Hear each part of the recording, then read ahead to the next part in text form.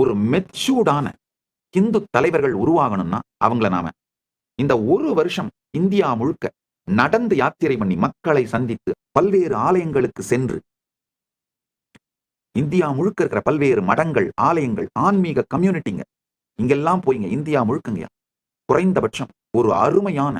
நினைத்து பார்க்க முடியாத அதிசயத்தோடு கூடிய ஆன்மீக கம்யூனிட்டிஸ் பாண்டிச்சேரியில் இருக்கிற அரவிந்தோ அரவில்ல இருந்து தென்னகத்தில் இருக்கிற மெய்வழிச்சாலை மாதிரி ஒரு 1000 கம்யூனிட்டிஸ், அதே மாதிரி அதிசயிக்கத்தக்க 1000 ஆலயங்கள் திருவண்ணாமலையில துவங்கி காசி கேதார்நாதம் வரை இது மாதிரியான ஆலயங்கள், ஆன்மீக குழுக்கள், மடங்கள், ஆதீனங்கள் இவைகள் எல்லாவற்றையும் யாத்திரை செய்து அங்கெல்லாம் சென்று அவர்கள் எல்லோருடைய பாகமாகவும் இருந்து கற்றதனால் மட்டும்தான் பரமசிவ பரம்பொருளின் பேரருளால் ஒரு முழுமையான ஆச்சாரியனாக மலர முடிந்தது. அதனால ஒரு மெச்சூர்டான லீடர் சனாதன இந்து தர்மத்துக்கு, இப்போ